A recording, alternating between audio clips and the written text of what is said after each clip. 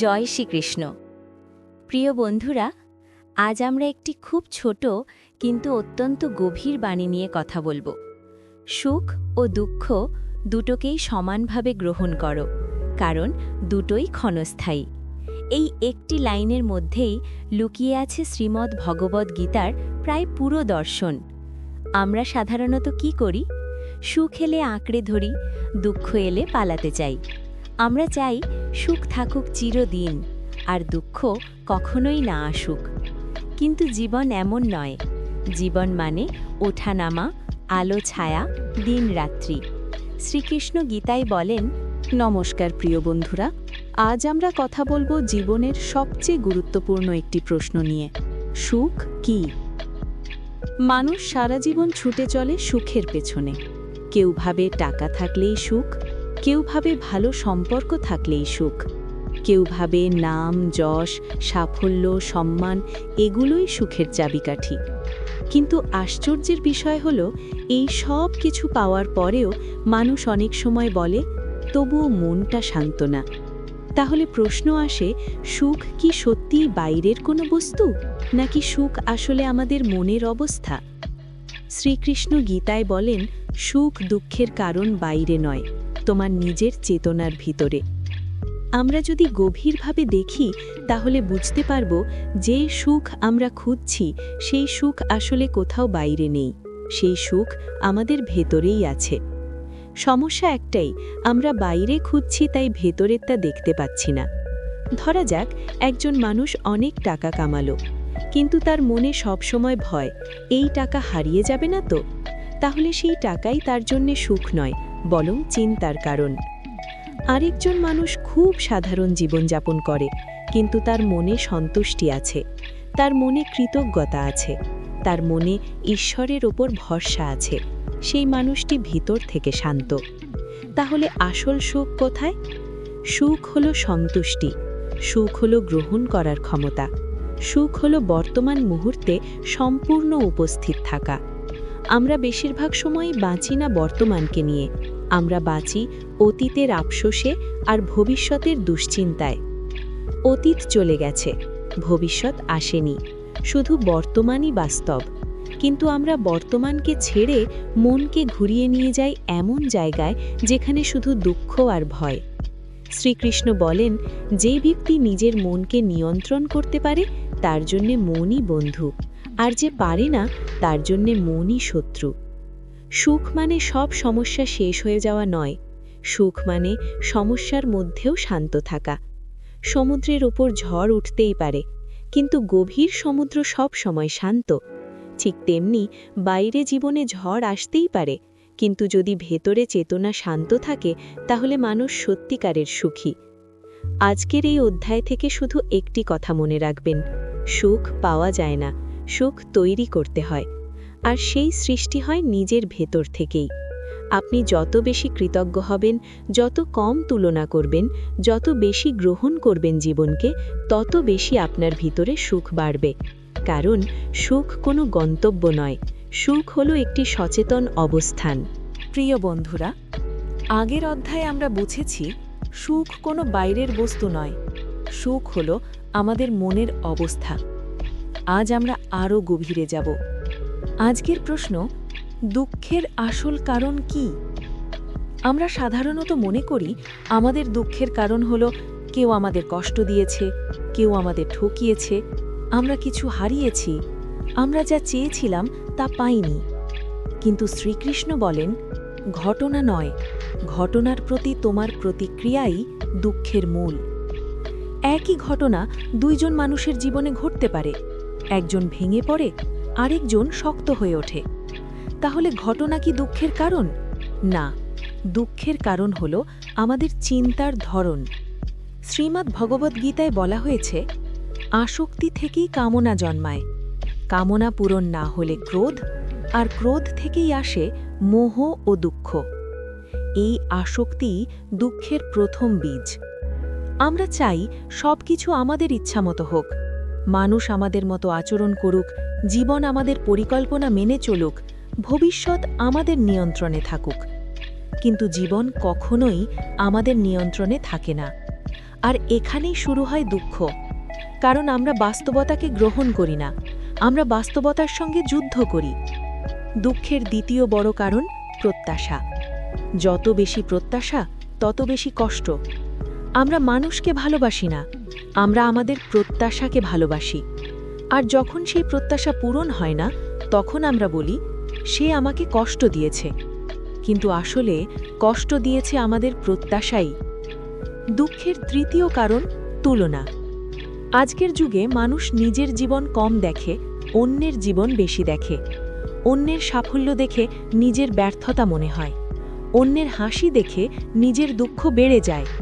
Social media আমাদের শেখাচ্ছে সবাই সুখী, শুধু আমিই না। কিন্তু বাস্তবে সবাই লড়াই করছে, শুধু লড়াইটা আমরা দেখি না। দুঃখের চতুর্থ কারণ অহংকার। আমি ঠিক, আমার কথাই শেষ কথা, আমার সঙ্গে এমন হওয়া উচিত ছিল না। এই অহংকারই সবচেয়ে বেশি কষ্ট দেয়।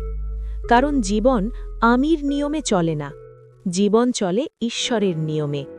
যতদিন আমরা ভাবব আমি সব নিয়ন্ত্রণ করব, আমি সব বুঝব, আমি সব ঠিক করব, ততদিন দুঃখ থাকবে। শ্রীকৃষ্ণ বলেন, যে নিজেকে কর্তা ভাবে সে দুঃখ ভোগ করতেই হবে। কারণ আমরা কর্তা নই, আমরা শুধু যাত্রী। দুঃখের পঞ্চম কারণ অতীত ও ভবিষ্যৎ। আমরা অতীতে আটকে থাকি, ওটা কেন হলো, আমি কেন এমন করলাম, আবার ভবিষ্যতে হারিয়ে যাই। যদি এমন হয়, যদি আমি ব্যর্থ হই, এই দুইয়ের মাঝখানে বর্তমানকে হারাই, আর বর্তমান হারালেই শান্তি হারায়। সত্যি কথা হলো, দুঃখ আসলে জীবনের সমস্যা নয়, দুঃখ হলো আমাদের চেতনার অসচেতনতা। আমরা দুঃখ পাই কারণ আমরা জীবনকে বুঝি না, আমরা জীবনকে গ্রহণ করি না, আমরা জীবনকে যেমন আছে তেমন দেখতে পারি না। শেষে শ্রীকৃষ্ণের একটি গভীর বাণী দিয়ে এই অধ্যায় শেষ করি। যে ব্যক্তি পরিস্থিতিকে বদলাতে চায় না, বরং নিজের চেতনাকে বদলায়, সে আর দুঃখী থাকে না। আজ শুধু এইটুকু মনে রাখবেন, দুঃখ বাইরে থেকে আসে না, দুঃখ তৈরি হয় ভিতরে। আর যেখানে সৃষ্টি, সেখানে পরিবর্তনের ক্ষমতাও আছে। প্রিয় বন্ধুরা, আগের অধ্যায়ে আমরা বুঝেছি দুঃখ আসে ঘটনা থেকে নয়, দুঃখ আসে আমাদের চেতনা থেকে। আজ আমরা সেই চেতনাকেই বদলাতে শিখব। আজকের বিষয় আসক্তি ও প্রত্যাশা থেকে মুক্তি। কারণ যতক্ষণ আমরা আসক্ত, ততক্ষণ আমরা স্বাধীন নই, আর যতক্ষণ আমরা প্রত্যাশা করি, ততক্ষণ আমরা শান্ত নই। প্রথমে বুঝি আসক্তি কি। আসক্তি মানে ভালোবাসা নয়, আসক্তি মানে নির্ভরতা। ভালোবাসা বলে, তুমি থাকো বা না থাকো, আমি তোমাকে শুভকামনা দিই। আসক্তি বলে, তুমি আমাকে ছাড়া কিছুই নও, আর আমি তোমাকে ছাড়া কিছুই নই। ভালোবাসা মুক্ত করে, আসক্তি বেঁধে ফেলে। শ্রীকৃষ্ণ গীতায় বলেন, যা ক্ষণস্থায়ী তার সঙ্গে নিজেকে বেঁধো না, কারণ যা ক্ষণস্থায়ী তা একদিন যাবেই। আর যা যাবে তার সঙ্গে যদি নিজেকে বেঁধে রাখো, তাহলে যাওয়ার সময় কষ্ট হবেই। আমরা মানুষকে আঁকড়ে ধরি, সম্পর্ককে আঁকড়ে ধরি, টাকাকে আঁকড়ে ধরি, পরিচয়কে আঁকড়ে ধরি, কারণ আমরা ভয় পাই শূন্যতার। কিন্তু এই শূন্যতাই আসলে মুক্তির দরজা। দ্বিতীয় বিষয় প্রত্যাশা। প্রত্যাশা মানে ভবিষ্যতের সঙ্গে চুক্তি করা। আমরা বলি, আমি তোমাকে ভালোবাসি, তুমি আমাকে সবসময় এমনই ভালোবাসবে। আমি এত পরিশ্রম করছি, জীবন আমাকে অবশ্যই কিছু দেবে। কিন্তু জীবন কোনো চুক্তি সই করেনি।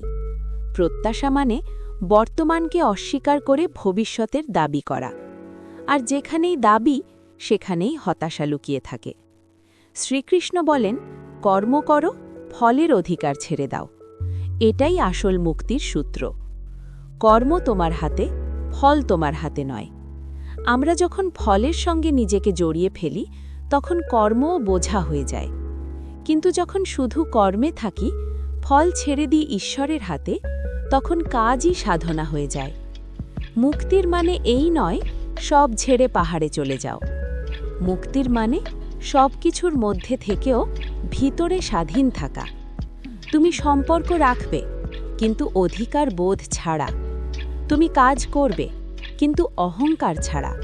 তুমি ভালোবাসবে, কিন্তু ভয়ের বন্ধন ছাড়া।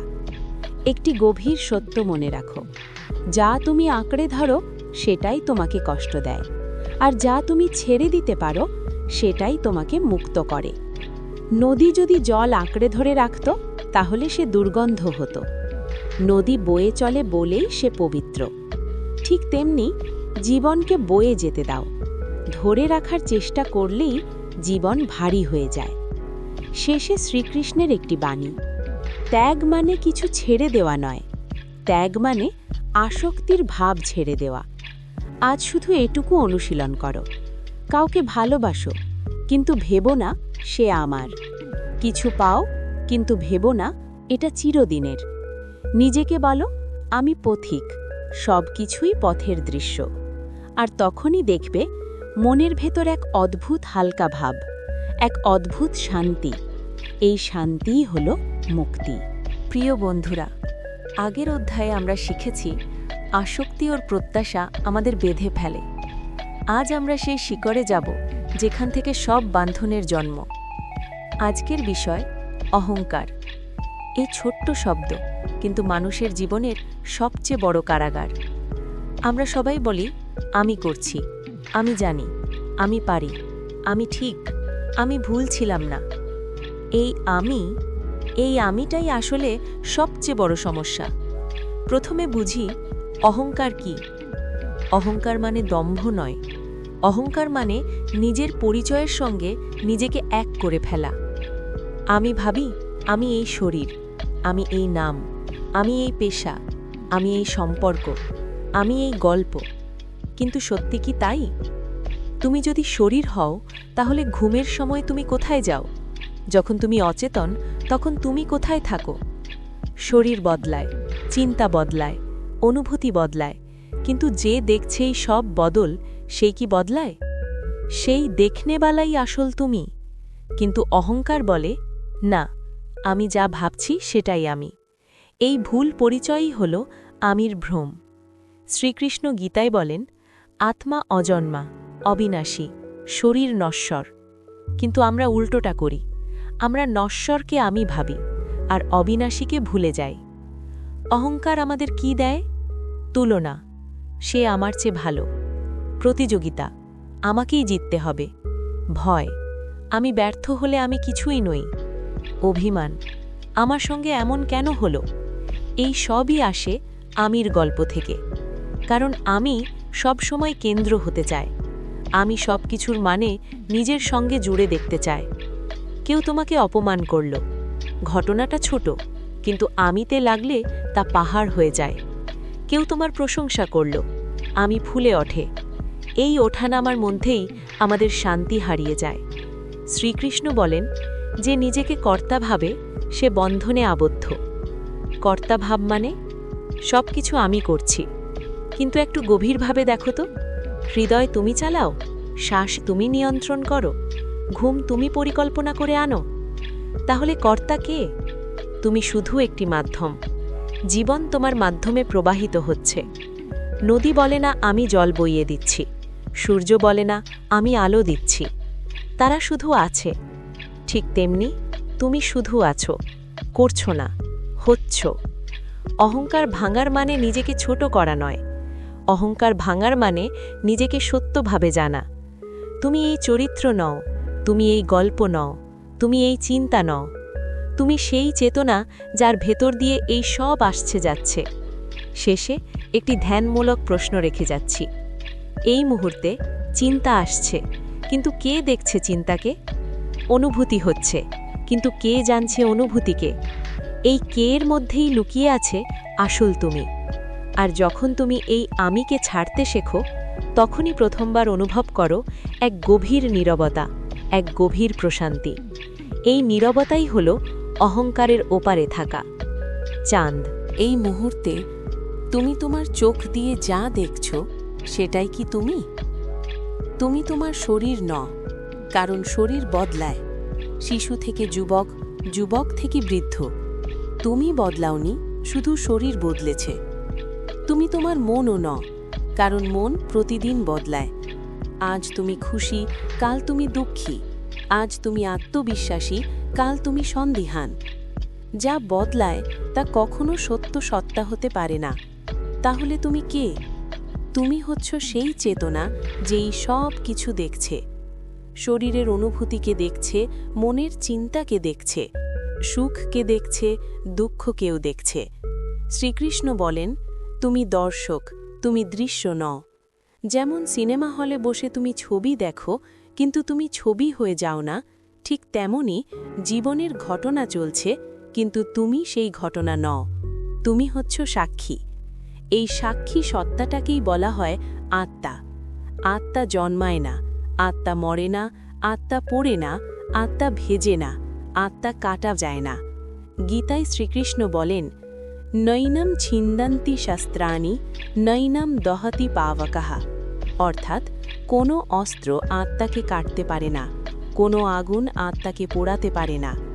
এই শরীর ক্ষণস্থায়ী, এই মন ক্ষণস্থায়ী, এই জীবন পরিস্থিতিও ক্ষণস্থায়ী। কিন্তু তুমি চিরন্তন। তুমি ছিলে জন্মের আগেও, তুমি থাকবে মৃত্যুর পরেও। তুমি শুধু এই শরীর বদলে নিচ্ছ। যেমন মানুষ পুরনো জামা খুলে নতুন জামা পরে, কিন্তু মানুষটা বদলায় না। যেদিন তুমি এই সত্য বুঝে যাবে, সেদিন আর কোনো দুঃখ তোমাকে সম্পূর্ণ গ্রাস করতে পারবে না। কারণ তুমি বুঝবে, এই কষ্ট আমার শরীরের, এই কষ্ট আমার মনের, কিন্তু আমি এই কষ্ট নই। তুমি তখন কষ্টকে দেখবে, কিন্তু কষ্টে ডুবে যাবে না। যেমন আকাশে মেঘ আসে, বৃষ্টি হয়, ঝড় হয়, কিন্তু আকাশ শান্তই থাকে। তুমিও সেই আকাশ। জীবনের সুখ দুঃখ হচ্ছে শুধু আবহাওয়া, আর তুমি হচ্ছ আকাশ। এই দৃষ্টিতেই শ্রীকৃষ্ণ বলেন, আত্মার দৃষ্টিতে জীবন দেখো। তখন তুমি আর বলবে না আমি ভেঙে পড়েছি, তুমি বলবে ভেঙে পড়ার অনুভূতি আসছে। এই ছোট পার্থক্যটাই মানুষকে দাস থেকে যোগী বানায়। এই মুহূর্তে একবার গভীর শ্বাস নাও। নিজেকে বলো মনে মনে, আমি শরীর নই, আমি মন নই, আমি সেই চেতনা যে সব কিছু দেখছে। এই অনুভূতিটা ধরে রাখো। এখানেই শুরু হয় আসল মুক্তি। প্রিয় আত্মা, এতক্ষণ তুমি অনেক কথা শুনেছ। সুখের কথা, দুঃখের কথা, আসক্তির কথা, অহংকারের কথা। এখন আর কোনো নতুন কথা নেই, এখন শুধু নীরবতা। কারণ সত্যকে বোঝা যায় না, সত্যকে শুধু থাকা যায়। তুমি এতদিন খুঁজছিলে সুখ, শান্তি, মুক্তি, ঈশ্বর, কিন্তু তুমি খেয়াল করনি যে খুঁজছে সেই তো সেই। তুমি বাইরে তাকিয়েছ, কারণ তুমি ভেবেছ মুক্তি কোথাও আছে, কিন্তু মুক্তি কোনো জায়গা নয়। মুক্তি হলো এই মুহূর্তে সম্পূর্ণ থাকা। শ্বাস আসছে, শ্বাস যাচ্ছে, এর মাঝখানে কোনো চেষ্টা নেই, কোনো চিন্তা নেই, কোনো পরিচয় নেই, শুধু থাকা। এই থাকাটাই মুক্তি। তুমি কিছু অর্জন করনি, তুমি কিছু হারাওনি, তুমি শুধু যা ছিলে তা মনে পড়েছে। শ্রীকৃষ্ণ বলেন, বন্ধন ছিলই না, মুক্তিও নতুন কিছু নয়। তুমি কখনোই বন্দী ছিলে না, শুধু তুমি ভেবেছিলে তুমি বন্দী। এই ভাবটাই ছিল কারাগার। এখন ভাব ছেড়ে দাও, কিছু করো না, কিছু ধরো না, কিছু ছাড়ো না। শুধু লক্ষ্য করো, এই মুহূর্তে তুমি আছো। এই উপস্থিতি কখনো দুঃখী নয়, এই উপস্থিতি কখনো ভীত নয়, এই উপস্থিতি কখনো অসম্পূর্ণ নয়, কারণ এই উপস্থিতি সম্পূর্ণতা। তুমি নাম নও, তুমি শরীর নও, তুমি গল্প নও, তুমি সেই নীরব চেতনা যার ভেতর দিয়ে সব আসে যায়। আকাশে মেঘ আসে, যায়, আকাশ থাকে, চিন্তা আসে, যায়, তুমি থাকো। এই থাকাটাই ঈশ্বর, এই থাকাটাই মুক্তি। এখন আর কিছু বোঝার দরকার নেই, এখন শুধু বিশ্রাম। যেখানে কোনো লক্ষ্য নেই সেখানেই পৌঁছনো, যেখানে কোনো প্রশ্ন নেই সেখানেই উত্তর, যেখানে কোনো আমি নেই সেখানেই শান্তি। এই নীরবতাকে বিশ্বাস করো, এই উপস্থিতিকে অনুভব করো, কারণ তুমি যা খুঁজছিলে তুমি সেটাই ছিলে শুরু থেকেই। এখানেই শেষ, এখানেই শুরু।